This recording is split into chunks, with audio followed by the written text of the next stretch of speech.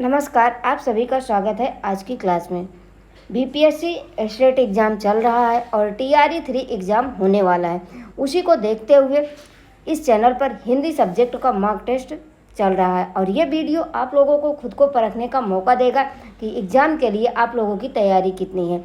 और इसमें आप लोगों को सिर्फ क्वेश्चन का आंसर बताया जाएगा, व्याख्यात्मक हल इसमें आप लोगों को नहीं बताया जाएगा। अगर आप लोगों को डिटेल से देखना है तो प्लेलिस्ट में जाकर इसी चैनल पर वीडियो पड़े हैं, आप लोग देख सकते हैं। तो चलिए आज का मॉक टेस्ट स्टार्ट करते हैं। आज का पहला प्रश्न है, पर पुरुष से प्रेम करने वाली स्त्री को क्या कहेंगे? घातनी, परकीया, पतिहंता, उल्टा। तो पर पुरुष से प्रेम करने वाली स्त्री को जो है उल्टा कहा जाता है। निम्नलिखित में से शुद्ध वाक्य कौन सा है? शिक्षकों का जत्था मंत्री जी से मिला। मुझे 2 किलो मछलियाँ चाहिए। आदमी में बहुत सी कमजोरियाँ होती हैं, उसने मेरे साथ सदैव भलाइयाँ की। तो इसमें जो है कौन सा वाक्य शुद्ध है वो हमें बताना है।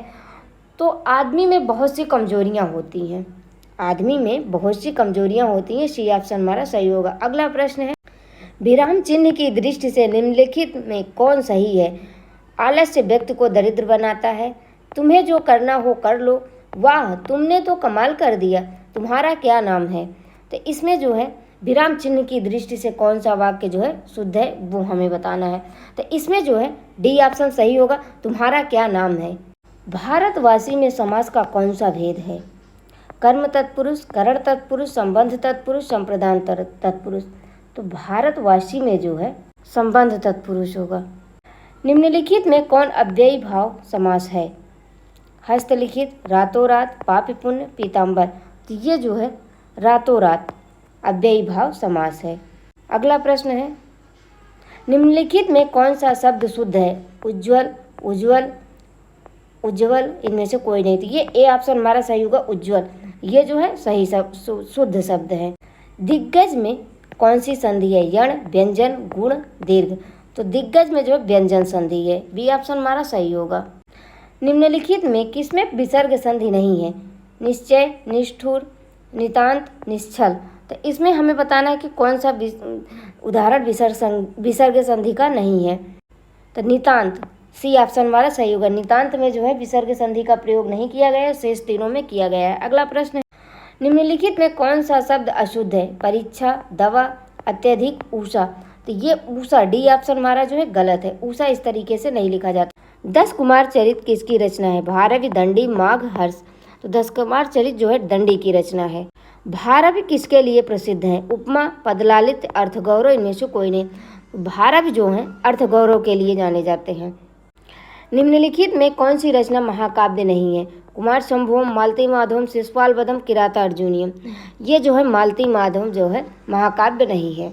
माघे संत त्रयो गुणा, उक्त में किन 3 गुणों की ओर संकेत किया गया है? उपमा, अर्थगौरव, पदलालित्य।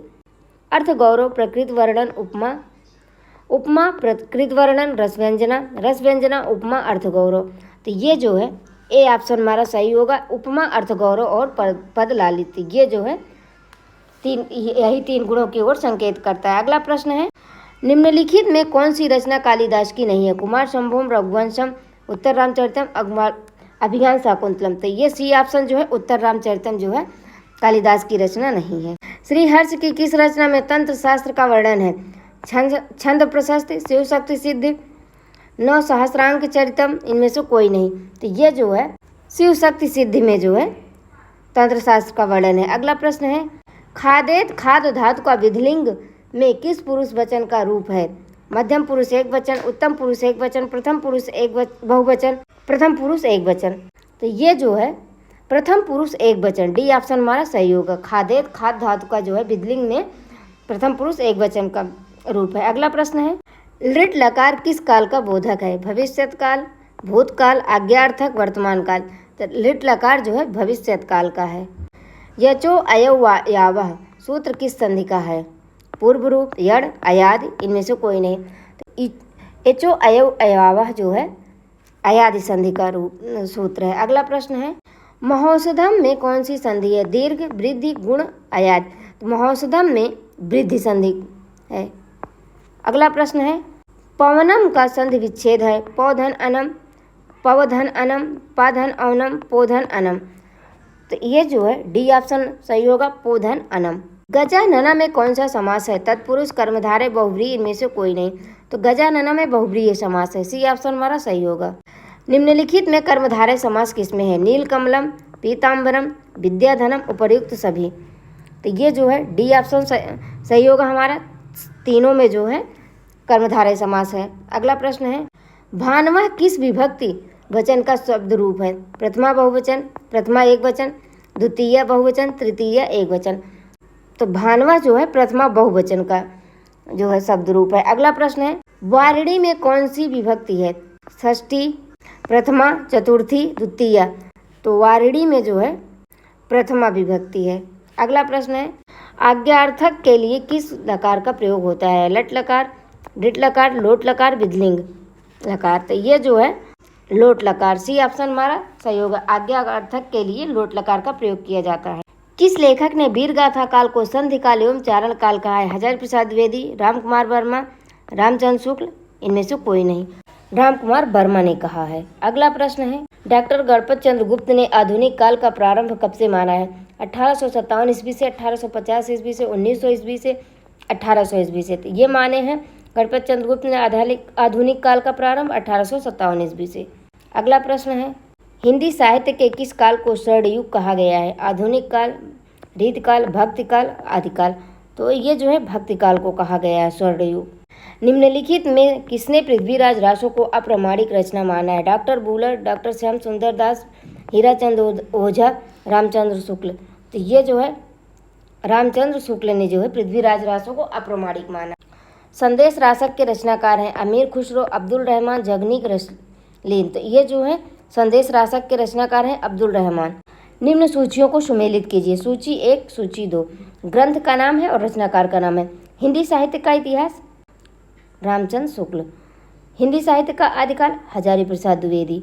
हिंदी साहित्य का वैज्ञानिक इतिहास, डॉक्टर गणपत चंद्र गुप्त। हिंदी साहित्य का आलोचनात्मक इतिहास, डॉक्टर राम कुमार वर्मा। तो इस प्रकार हमारा 4, 3, 1, 2 सी ऑप्शन हमारा सही होगा। अगला प्रश्न है, मलिक मोहम्मद जायसी का जन्म कहाँ हुआ था? जायश, रायबरेली, ईरान, जायसवाड़। मलिक मोहम्मद जायसी का जो है जन्म जो है जायश में हुआ था। निम्नलिखित में किस कवि ने अपनी रचना में गागर में सागर भर दिया है? रसलीन, केशवदास, घनानंद, बिहारी। तो ये जो है बिहारी ने। अगला प्रश्न है, प्रेमचंद के किस उपन्यास को कृषक जीवन का महाकाव्य कहा गया है? कर्मभूमि, गोदान, रंगभूमि, गबन। तो ये जो है गोदान को कहा गया है। स्थूल के प्रति सूक्ष्म का विद्रोह किसे कहा गया है? छायावाद को, प्रगतिवाद को, प्रयोगवाद को, नई कविता को।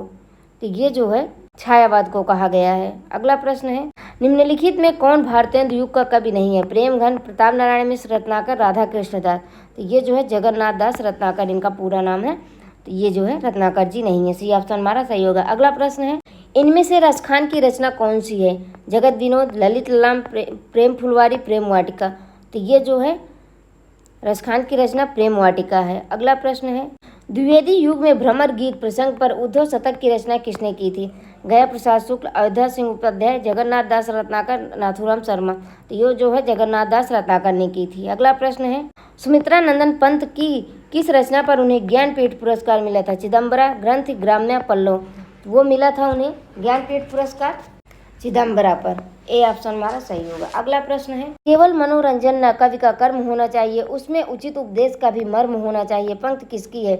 भारतेंदु हरिश्चंद्र, मैथिली शरण गुप्त, श्रीधर पाठक, बालकृष्ण शर्मा नवीन। तो ये पंक्ति है मैथिली शरण गुप्त जी की। बी ऑप्शन हमारा सही होगा। अगला प्रश्न है, मुझे फूल मत मारो शीर्षक गीत साकेत के किस सर्ग में है? तीसरे, पांचवें, सातवें, नौवें। तो ये जो है साकेत के 9वें सर्ग में है। डी ऑप्शन हमारा सही होगा। मुझे फूल मत मारो जो है साकेत के 9वें सर्ग में है। निम्नलिखित में कौन सी रचना हरिऔध की नहीं है? यशोधरा, रस कलश, वैदेही वनवास, प्रियप्रवास। तो ये जो है यशोधरा। ए ऑप्शन हमारा सही होगा। रबड़ छंद या केचुआ छंद किस कवि की कविता को लक्ष्य करके कहा गया है? दिनकर, निराला, मुक्तिबोध, धूमिल। तो ये कहा गया है निराला जी की कविता को लक्ष्य करके। अगला प्रश्न है, कुकुरमुत्ता के रचनाकार हैं सर्वेश्वर, रघुवीर शाह, निराला, मुक्तिबोध। तो ये है निराला जी कुकुरमुत्ता के रचनाकार और ये इनकी कविता बहुत ही इंपॉर्टेंट है। अगला प्रश्न है अमानिशा उगलता गगन, घन अंधकार, खो रहा दिशा का ज्ञान, स्तब्ध है पवन चार। पंक्ति किस रचना से है? राम की शक्ति पूजा, बादल राग, कामायनी, परिवर्तन, तो ये जो है राम की शक्ति पूजा से है। अगला प्रश्न है, प्रगतिशील लेखक संघ का प्रथम अधिवेशन लखनऊ में आयोजित हुआ था। इसके अध्यक्ष थे निराला, प्रेमचंद, दिनकर, यशपाल। तो इसके अध्यक्ष थे प्रेमचंद जी।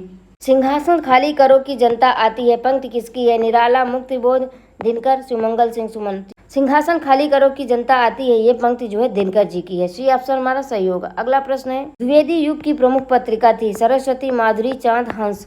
तो ये जो है सरस्वती थी। ए ऑप्शन हमारा सही होगा। अगला प्रश्न है, आवारा मसीहा जीवनी के लेखक हैं? शरद चंद्र, प्रेमचंद, अमृत राय, विष्णु प्रभाकर। तो ये जो है विष्णु प्रभाकर जी हैं। और आज की क्लास जो है यहीं तक थी। तो जो है और आप लोग कमेंट बॉक्स में ज़रूर बताइए कि आप लोगों को कितना जो है क्वेश्चन सही हो रहे हैं। चलिए मिलते हैं आप लोगों से अगली क्लास में, तब तक के लिए नमस्कार।